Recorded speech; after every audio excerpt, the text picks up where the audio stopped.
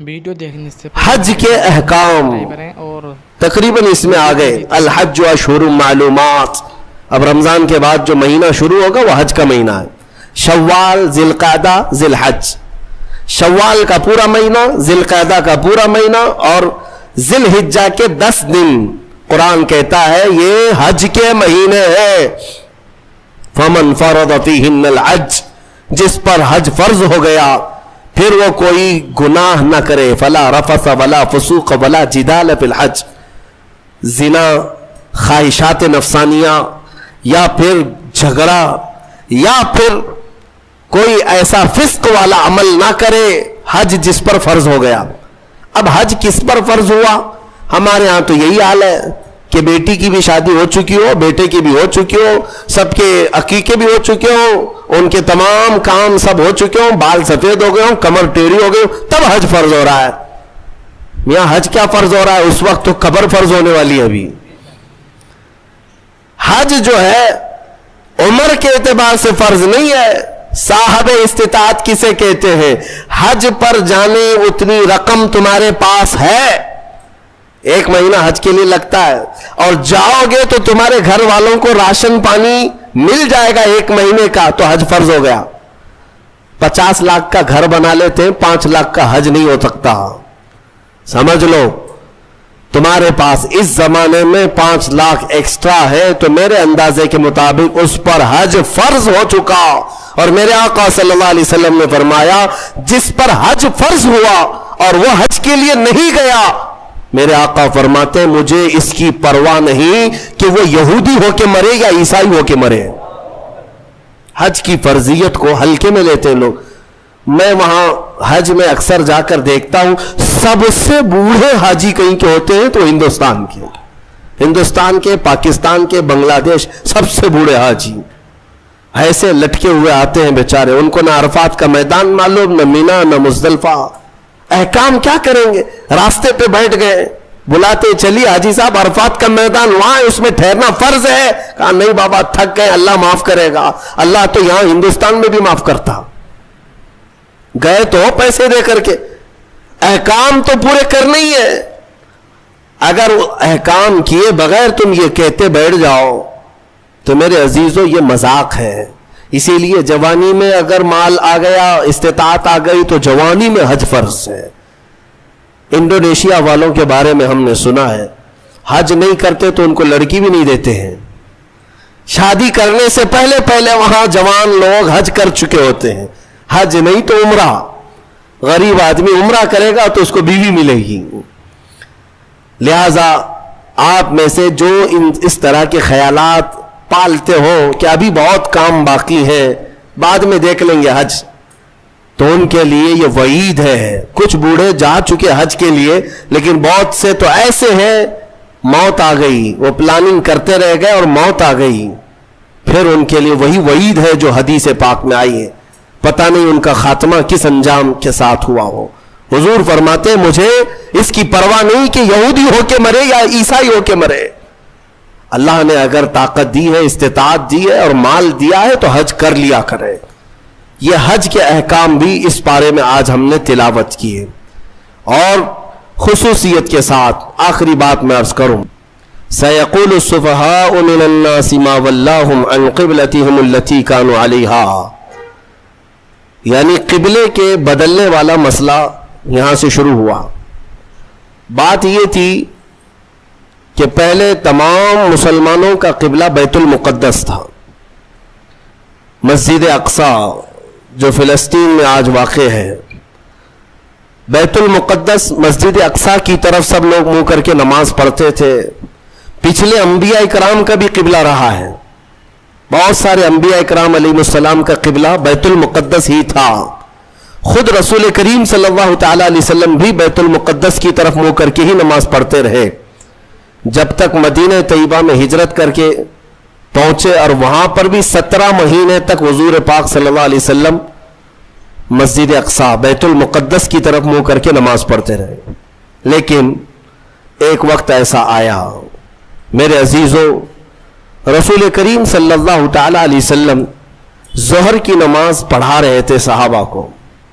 میں توجہ چاہتا ہوں، मदीने में दोनों किबलों का जो रुख है बिल्कुल अपोजिट है। बैतुल मुक़द्दस इस तरफ है, खाना काबा इस तरफ है, दोनों अपोजिट साइड में है, दो किबले। आज हम किस तरफ मुंह करके नमाज पढ़ते हैं? खाना काबा की तरफ, काबे की तरफ मुंह करके। बैतुल मुक़द्दस मदीने में जब खड़े होंगे तो बिल्कुल अपोजिट साइड में होगा, काबे के अपोजिट साइड में। हुजूर अकरम सल्लल्लाहु तआला अलैहि वसल्लम ज़ोहर की नमाज सहाबा को पढ़ा रहे थे बैतुल मुक़द्दस की तरफ मुंह करके। 2 रकात हो चुकी थी। दिल में ख्याल आया रसूल करीम के कि काश हमारा किबला बैतुल मुक़द्दस की बजाय खाना काबा होता तो कितना अच्छा होता, क्योंकि रसूल करीम सल्लल्लाहु अलैहि वसल्लम को मक्का से बड़ी मोहब्बत थी, लगाव था। पैदाइशी वतन भी है, अल्लाह का घर भी है। खाने काबा की तरफ अगर हमारा मुंह होता तो कितना अच्छा होता। ये कहां हुजूर पाक के दिल में ख्याल आया, और इस ख्याल के आते रसूल करीम सल्लल्लाहु अलैहि वसल्लम अपना चेहरा आसमान की तरफ उठा रहे थे। कभी आसमान की तरफ देखते और फिर नमाज पढ़ाते। 2 रकात हो चुकी है, और जब रसूल करीम सल्लल्लाहु अलैहि वसल्लम का चेहरा आसमान की तरफ उठा, फौरन जिब्राइल अमीन आयत लेकर नमाज में ही दाखिल हुए, नाजिल हुए। क्या आयत थी जिसकी आज हमने तिलावत की है? फरमाता है मौला, कद नरा तक़ल्लुब वजहिका फिस समा, ऐ महबूब हम आपका चेहरा उठाना देख रहे हैं। आसमान की तरफ आप जो चेहरा उठा रहे हैं आप, वो हम देख रहे हैं। अल्लाह फरमाता है फलनुवल्लियन्नका क़िबलतन तरदाहा, हम आपको उसी तरफ फेर देंगे जहां आपकी मर्जी होगी। हम आपको उसी तरफ फेर देंगे, उसी तरफ आपका किबला बना देंगे जहां आपकी मर्जी होगी। खुदा की रजा चाहते हैं दो आलम, और खुदा चाहता है रजाए मोहम्मद। आला हज़रत ये फरमाते हैं सारी दुनिया किसकी रजा चाहती है? अल्लाह की। और अल्लाह किसकी रजा चाहता है? खुदा चाहता है रजाए मोहम्मद। ऐ महबूब तुम राजी हो, आपकी मर्जी जिस तरफ होगी हम आपको उसी तरफ फेर देंगे। इतनी बात ही नहीं, उसके फौरन बाद जो आयतें आप तिलावत करेंगे कुरान पाक सूरह बकरा में 2 पारे का पहला सफा जब आप पढ़े, तर्जुमे से पता चलेगा आपको। ये आयतें तो आई, ऐ महबूब हम आपका आसमान की तरफ चेहरा उठाना देख रहे हैं, हम आपको उसी तरफ फेर देंगे जहां आपकी मर्जी होगी। उसके फौरन बाद आयत आती है फवल्ली वजहक शतरल मस्जिदिल हराम। देर किस बात की महबूब, अभी इसी हालत में आप किबला बैतुल मुक़द्दस की बजाय काबे की तरफ कर लें।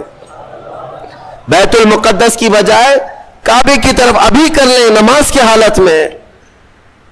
हुक्म नमाज की हालत में हुआ, और रसूल करीम सल्लल्लाहु अलैहि वसल्लम 2 रकात के बाद फिर गए बैतुल मुक़द्दस से किस तरफ? खाने काबा की तरफ। बिल्कुल अपोजिट डायरेक्शन है दोनों भी, मैं आपको बता रहा हूं। पीछे सहाबा की जमात है, मैं अगर आपकी तरफ घूम जाऊं तो मुक्तदियों का आमना सामना नहीं होगा। इमाम पीछे हो जाएगा, मुक्तदी आगे हो जाएंगे। एक रिवायत में है रसूल करीम सल्लल्लाहु तआला अलैहि वसल्लम चल करके उन सफों में से बीच में से आगे गए, और सहाबा ने जब देख लिया हुजूर का चेहरा उस तरफ तो पूछा नहीं क्यों, सबों ने उसी तरफ कर लिया।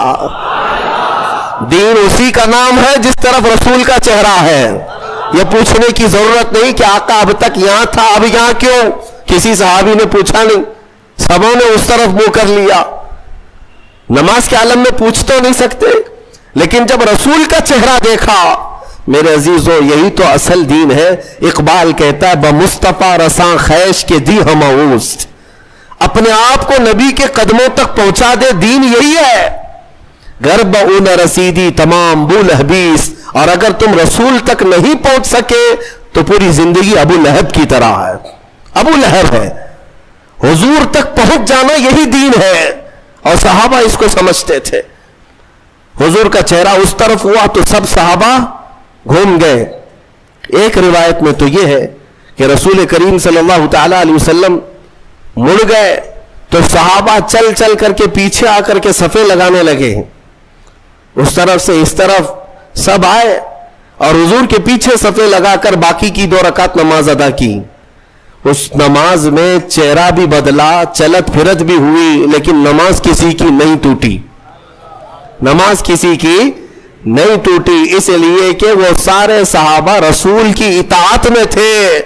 یہاں تک کہ حکم ہے میرے عزیزوں، لوگ توحید کے نام پر آج کچھ سعودی ایسے گمراہ کرتے ہیں کہ رسول کا خیال آنا بھی نہیں چاہیے نماز میں، نعوذ باللہ۔